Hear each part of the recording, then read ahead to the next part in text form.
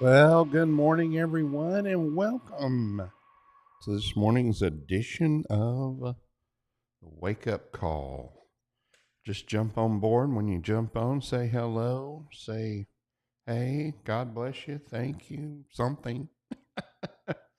It's going to be a great day today. We're going to be talking about here in a few minutes, we're going to be talking about how to turn your setbacks into a comeback. And good morning, Gail. Good to see you. God bless you. Everyone who's jumping on here, God bless you. It's weird because sometimes there's people I see, like right now, there are people I can see who are on here, but it still shows that there's zero viewing. What's wrong with this thing? Excuse me. Good morning, Miss Ranella. God bless you, precious lady. Anyways, we're going to be talking about that in a few minutes. How to turn your setback into a comeback.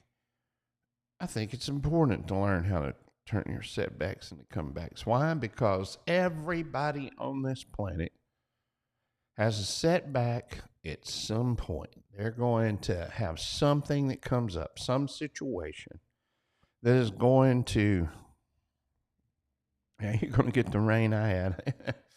Some kind of situation is going to pop up. That's the thing about pain. That's the thing about suffering. The thing about trials and tribulations is they don't discriminate. They come up against everybody, rich, poor, young, old. Doesn't matter your socioeconomic background or anything like that. You're going to have a difficulty that hits your life at some point. And I decided, because at one point in my life, I seemed to be the king of setbacks. It seemed like I had one right after the other, one situation after another that just kept hitting me over and over again. And sometimes you kind of go through those things. I kind of went through that during September and October. It seemed like every time I turned around, there was some kind of situation hitting my life and some kind of setback of some sort. And anyways, we um, we have those things, and as a result of that, we got to learn how to turn those situations around. Several years ago, and you can go on Amazon and look this up. If you go on Amazon, type in my name, John Reddick, John JohnReddoch, and type in how to turn setbacks into comebacks, you'll see the book on there. I've sold a whole bunch of that book over the years. I had a church that was buying like 20 at a time up in, it was Indiana or Illinois somewhere. They were buying about 20 at a time, along with my book on unstoppable faith. And they were bought several of them. But I wrote this book, How to Turn Your Setback into a Comeback. I wrote it in one night. I did. I literally did. I wrote it in one night. I basically had an outline for it. And I had jotted things down, wrote things down in my journals and notebooks. So I basically had the some of the meat and bones of the book. And while living there in Lafayette, Louisiana, uh, one night my daughter Lydia wanted to go to the gym, and I said, "I'll go with you. I can't. I'm not going to work out because I was having some back issues." And I said, "But I'll go with you, and I'll take my laptop and work from there a little bit while you're exercising." And so we did. We went to the gym, Snap Fitness on Congress Street, right around the corner from Rouse's. And she was working out, and I just pulled up to a table there, opened up my laptop, and started typing out the book. I typed all night long, several hours, typed out the entire book, How to Turn Your Setback into a Comeback, read over it, made some edits, created the cover, uploaded it to KDP, Kindle Direct Publishing, and had the book ready to go. Good morning, Rebecca. Good to see you. And anyways, I got so I wrote the book in one night. By the next day, I had the cover designed and published. I need to update the cover. The cover's not really good on it. I need to do a better cover. I also need to add some things to it since then. And so I can literally say I have written a book on how to turn setbacks into comebacks because I definitely did write the book on it. And I wrote it out of some of my experiences and things that I had journaled in one of my journals, things that I had put down in there, situations I'd been through, how I got out of those situations, and uh, how they got turned around. And so, if you get the book, if you go to Amazon, type in my name, John Reddick, and then how to turn setbacks into comebacks, you'll see the book there, and you can download a Kindle copy, or you can get a paperback. It's a short read. It's not very long. It's maybe 30, 40, 50 pages or something like that. It's not real long. But the first chapter in it is called The Famous Words of Rocky Balboa. I've always been a Rocky fan. And the first chapter has to do with something he said in the movie Balboa while he's talking to his son. He says to his son, his son is upset because he's going to kind of do this exhibition fight with the current champion. He's real old. It's kind of the Mike Tyson, Jake Paul thing we just had, except maybe they got the idea from the Balboa movie. I don't know. But it seems like they did. So he tells him, he said, you're going to embarrass yourself and embarrass me, and I've lived in your shadow and all this sort of stuff. I'm trying to get my feet on the ground. All these different things he says. And he looks at him, he said, now listen, he said, you got to take responsibility for your own life. And then he says, it's not about how hard you get hit or getting knocked down. It's about getting up and you keep moving forward. And so those words just kind of hit me in the heart. It really is the truth. Life is about getting up over and over again and keep moving forward. Matter of fact, the whole of the Bible is based on a man who got up and kept moving forward. In case you didn't know, that was Jesus. He got up out of the grave and he kept moving forward. So our whole belief system is based on a man who was knocked down and rose again. And you're going to get knocked down, and it's up to you to rise again. It's up to you to get back up and keep moving forward regardless of the circumstances. And so we all have them. I don't care if you're rich, poor, young, old. I mean, you stop and look at President Trump. Do you think that he's had a few setbacks? In the past few years, people have been trying to knock him down. Now everybody's trying to get on his good side because of the overwhelming election mandate, the winning of the popular vote, and the Electoral College. Send a message to everybody, especially when he has gotten more votes than any Republican candidate in history. And so you're going to have them, rich, poor, young, old, famous, not famous. It doesn't matter who you are. There's going to be setbacks in your life. Setbacks are going to cause you to have to think differently. Now, when you get into a crisis situation, the one thing that a crisis does, and today would be, if you've ever taken notes, ever written anything down that I've said, today is the day to do it. How to turn your setback into a comeback. First of all, you need to understand nothing that's happening to you is new. It's happened to other people. Other people have had challenges. They have suffered challenges. They've gone through multiple changes, difficulties, and crisis in their life. But the thing about crisis is that crisis will make you think differently than what you thought before. It'll make you think more creatively than you've ever thought before. I know that there have been times in my life, crisis made me rethink my business and change my whole perspective and catapulted me to a completely different level because the crisis made me think differently than I had been thinking before. You can keep thinking in one direction, and you're going to keep getting the result of that. But until you change your thinking, you're not going to get a different result. So you have to hone in on your thought processes and challenge your current belief system, because you're getting what you believe for. The question is what you believe in for, is it the best?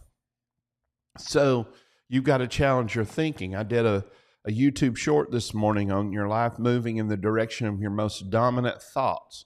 How are you going to turn your situation around? The first thing you need to do is you need to sit down and you need to realize what's happening to you is not new. You're in a crisis. You're in a place where you're feeling some pressure.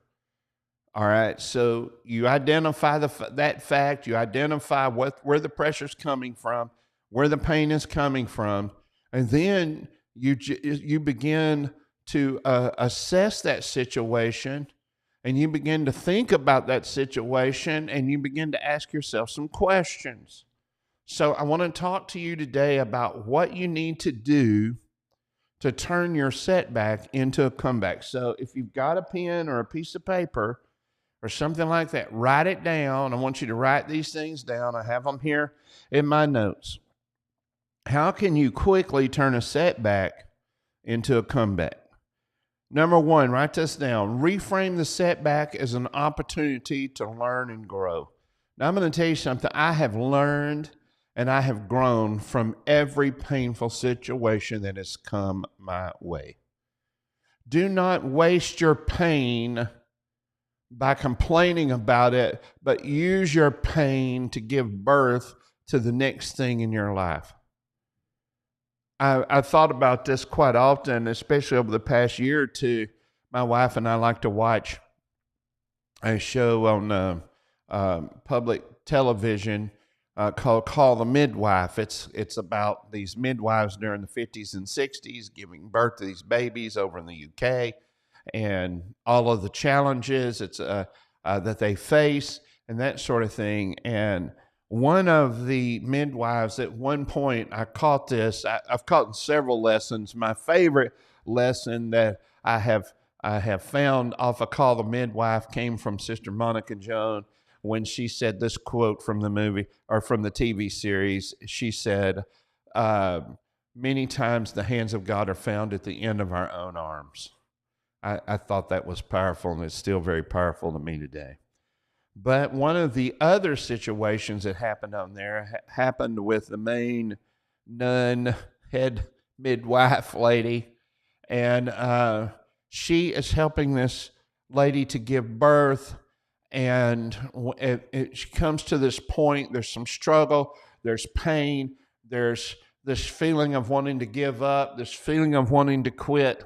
And she looks at her and she says this, on the next contraction, she said, use your pain to push.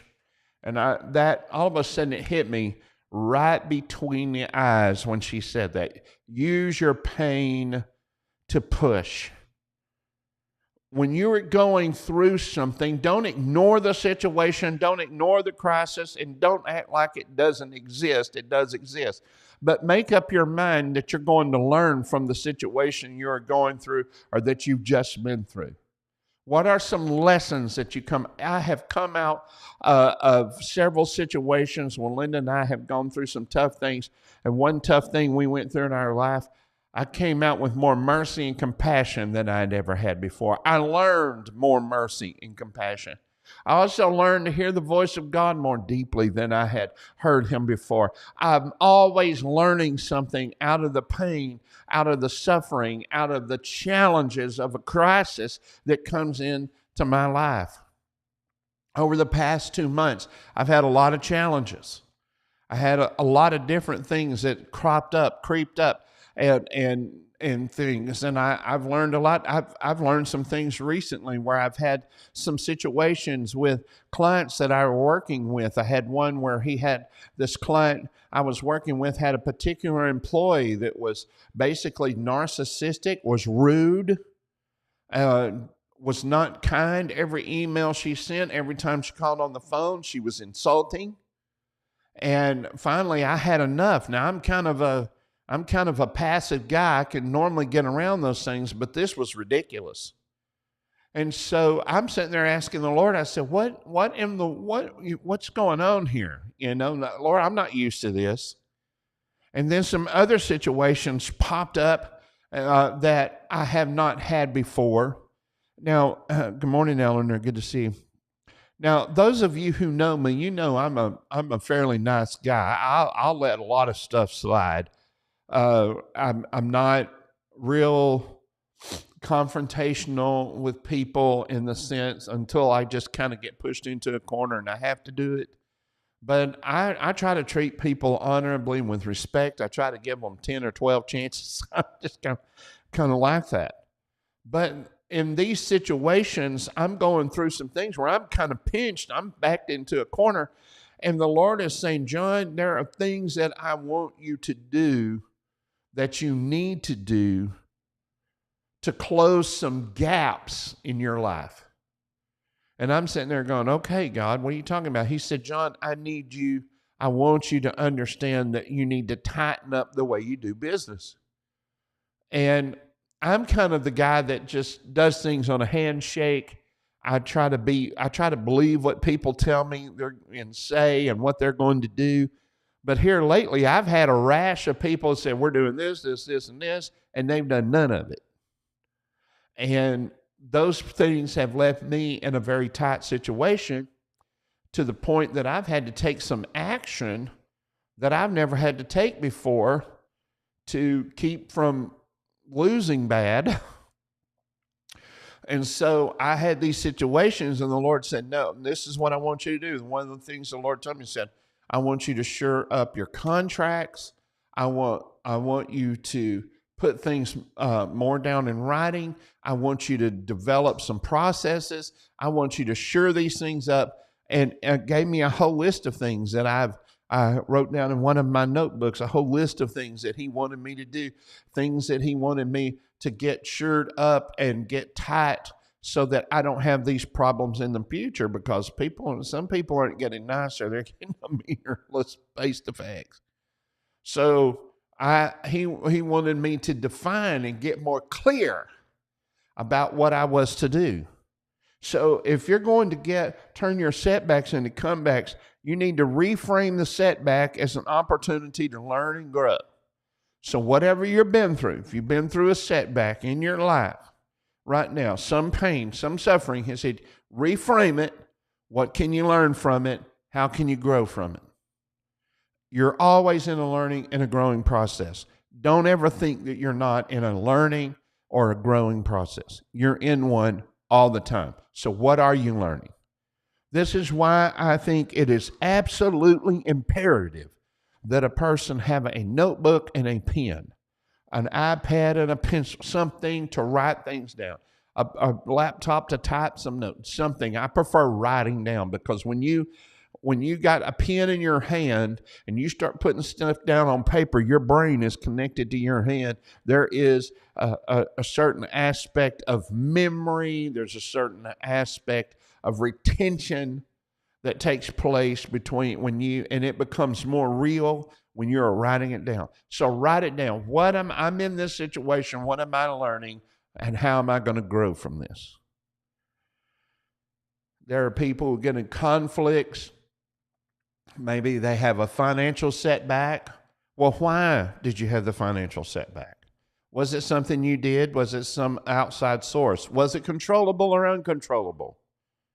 What do I need to do to make sure this never happens again? Is there some processes? Is there some things I need to refer to? Is there something I need to do to fix some things to keep this from happening again? I did that recently. Many of you heard me tell the story. I was in the office across the hall from me. We had a Suburban that ran through the office, destroyed the office. In the process of that, I didn't get a mailer out for one of my clients, and that mailer was time sensitive. I woke up on the day that the final mailer was to go out, realizing that there was a time sensitive date and that the mailer was no good. The doctor didn't realize it either, but it was my fault. And I got up and said, don't send the mailer out. Here's what's happened. Then I looked at it, I said, I'll refund you the money for the printing on these mailers. And I had to cough up over $500 that morning for those mailers. Now then, the doctor then came back a few weeks later and said, I want to send out that same card again. I want to mail out to the same zip codes again, the same cards, same amount of cards, and that sort of thing. What did I do different this time? Instead of sending the paperwork for each mailer individually a few days before the mailing went out, I went ahead and printed them all 3 mailings out, and I sent all 3 mailers to the doctor's office. Everything was ready from the very first mailing to the 3rd mailing. It was all ready to go. So I didn't divide it up like I normally do. I sent them all together. That protected me, had everything in place. That put everything else on them. That was some change that I made. And I decided if I'm ever going to do this again, if I ever do another mailing again, that's the way it's going to occur. I'm going to send all 3 or 4 or 5, however, pieces of paperwork all at one time, get it out of the way, send it over there, and then if they don't get the mailer out on time, and something's time sensitive, it'll be on them and not on me. So I had to make those changes. There are things that we have to, when we're going through something, we have to look at it. We have to sit down and write some things down. All right, am I at fault here? What did I miss? What can I learn from this? What can I do different than I did before to make sure this doesn't happen again? So reframe your situation and see what you can do to learn and grow from it. Number 2, good morning, Meredith. Good to see you. Number 2 thing to turn your setbacks into comebacks. Number 2, identify specific lessons or insights from that experience. Now, this kind of goes hand in hand with number 1, which was reframe it and see what you can learn. But what are the insights? What are the insights? There are things, when I went through this situation where on this mailing, that's when I sat down and decided, okay, if I do these, here's the steps I'm going to take. I sat down and I redefined how I work that situation. Now then, you may be in a situation, maybe it has to do with your children. Maybe you're going through a situation with your children. Maybe you're estranged from them. Maybe they don't have any respect for you. Maybe you're having a tough time trying to generate respect and honor and relationship there. So what do? You got to sit down, get a notebook out, and identify specific lessons or insights from your experience that you're having. If you notice that there's a common pattern, let's say you're dealing with your son, and it could be a daughter, a son, or a daughter, and you're not getting anywhere, then sit down and write down what's been going on in that relationship, and then look at that and see if there is anything you can do, any strategy that God can give you, and pray and say, Lord, give me strategy, give me insight into this situation so that I can make it better. What can I do to change? What situations can I prevent from happening that will create change? Ask yourself some really serious questions and then see what you can do to grow and learn from those situations and what you can do differently the next time. I've been going through some of that myself. I had to do some things different in some situations in my family, which brings us to number 3. If you're going to turn, number 1 is to turn your setbacks into comebacks. Number 1, reframe the setback as an opportunity to learn and grow. So you're not going to complain about what you've been through. You're going to decide to learn and grow. Number 2 is to identify the specific lessons or insights from the experience. What did you learn? How did you think about things differently? What would you do differently? What would you change? What is there some place where you failed? If yes, can you change that? Can you rectify that? Wherever, whatever, sit down and write it down and get honest with yourself. Don't just go, oh, well, it's going to take care of itself. No, you'll keep repeating the same mistakes and the same situations over and over again. You'll keep having one setback after another until you reframe the setback and learn from it. Now then, number 3, create an action plan focused on your next steps. So let's say you're having conflict, you've had a setback in a relationship, either with your spouse, with your children, whoever it is. Maybe it's a conflict at work, whatever it is. How can you create some steps, some action plans that you can focus on that will help to change that situation? There are times where I've had conflict with people and situations with people where the Lord said to me just to back off for a while. There's been other times that the Lord said, I want you to do this or that. Sometimes I've had to apologize, and it meant my wrong in the situation. There have been times where I've had to say, I'm sorry, I made a mistake here. I'm sorry. There are times, and I've had to do a little bit of that over the past few weeks of time as I've been reevaluating my life and ministry and the things that we are doing here as a ministry. I've had to back up and say, I probably made a mistake here. Fix that. Most preachers, most pastors, leaders, I know don't back up and admit anything because they don't want to lose the confidence of the people. I have more respect for somebody that says, I think I was wrong here. I think I missed it here. There's some places where I feel like I've missed it, that I needed to go back and change. I needed to rectify, go back to the first things.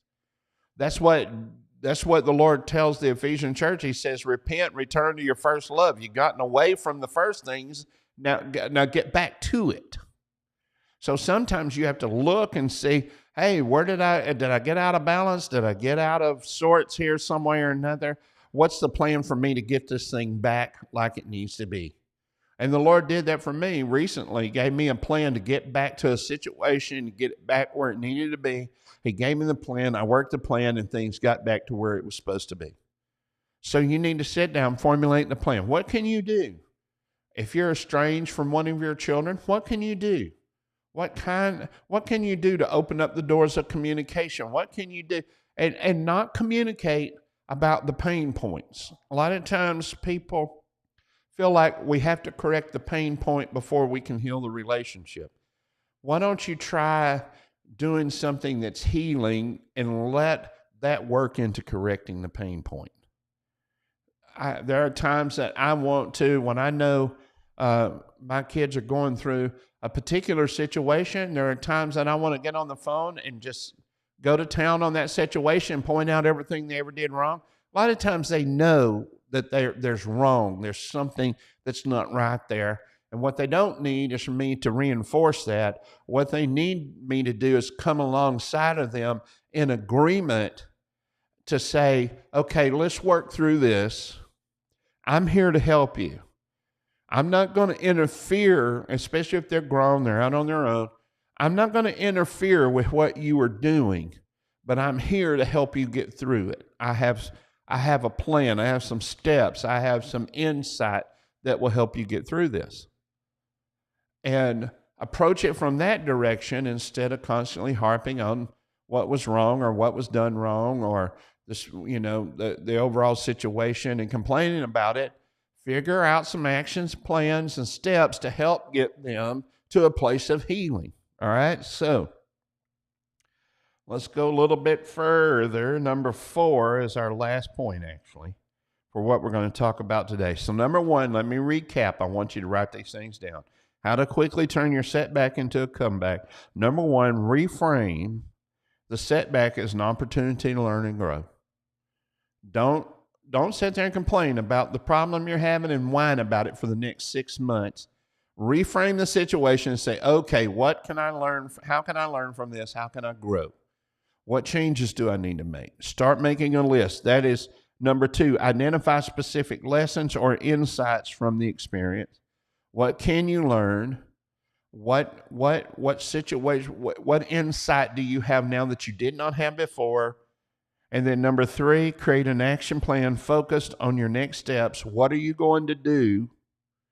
What's your next steps in getting out of that situation or managing the situation that you're in order for everybody to receive healing and blessing in that situation? What are the next steps? Number four, take immediate action on one small item from your plan. Take immediate action. Maybe it is calling somebody up where there's been a conflict and say, listen, I'm sorry for my part in this. Let's start over here. Let's think about things differently. I approached this wrong. Or maybe you need to take an action. Maybe you've had a setback in your finances and you just need to take the action of not going out to eat so much. Maybe you've had a setback in your finances and you need to take the action of not spending so much on Amazon. Especially if the Amazon guy, if the UPS guy comes by and he starts eating Thanksgiving dinner with you because he's so familiar with you and your family, you're probably getting too much Amazon. Figure that out. What are the steps that you can take? What's an action step you can take to start rectifying, changing the situation? I've had to do a lot of that here lately. There are action steps. I was praying about things. The Lord just started dropping things in my heart. This is what you need to do. Change this in your contract. Change this in this situation. Don't allow people to do this.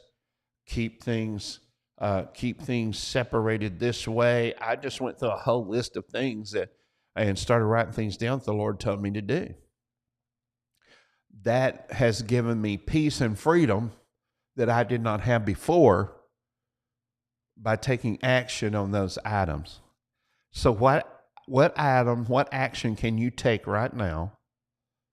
You may be in a relationship situation. Maybe you're at odds with your child or odds with your spouse or whatever. What can you do? What action can you take right now to begin to close that breach and bring healing and restoration there?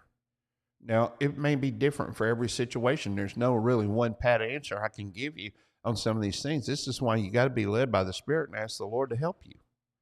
But if you're in a situation right now where you're in a place where you need to make a comeback from a real terrible setback, you need to reframe it, figure out what what lesson you can learn, then look at those things, get the insight, develop a plan, and then take action on the plan. Amen. So one of I asked this of myself some time ago. What is the fastest way to get from a setback to a comeback? Here's the fastest way, I think. I've often said that the shortest distance between the pain and the solution is an expert, a coach, a mentor, somebody that can help you get there. Somebody who can help you identify and objectify the situation. So if you need help, I can help you. If you need some help, you're going through something, I can help you. I can help coach you. I can mentor you. Why? Because I've been there myself. I've done these things. I'm not telling you to do something I haven't done myself. I haven't lived out myself. Or you can find somebody that can help you understand where you're at and where you need to be and help you formulate a process to get to the healing, to get to the gap being closed, the breach being closed, restoration of relationships, whatever it is. So just listening to teaching like this and from other people can help you formulate and get clear about what you need to be doing as an individual to turn your situations around. So today I want to challenge you. If you're in the middle of a setback, you can make a comeback. But take these steps that I've given you and take action. Get a notebook out, start writing things down. What do you need to do to recommend? What do you need to do to fix it? What is necessary? What wisdom, understanding do you need from God to help you get this thing healed and moving forward in your life? Praise God. God's good. Hallelujah. I hope you wrote those things down. It's going to be a good day. It's going to be a good day. Got a lot going on myself. Got some work. Got to go hang some cable up today and pressure wash a little bit later on this afternoon. Listen, we love you. God bless you. Join me tomorrow right here on the Wake Up Call. You'll be glad you did. Turn your setbacks into comebacks by identifying what the crisis is, what you can do, how you can change it, what you can learn from it. Start taking action. Watch God turn your situation around. We love you. God loves you. Be looking forward to tomorrow right here on the Wake Up Call.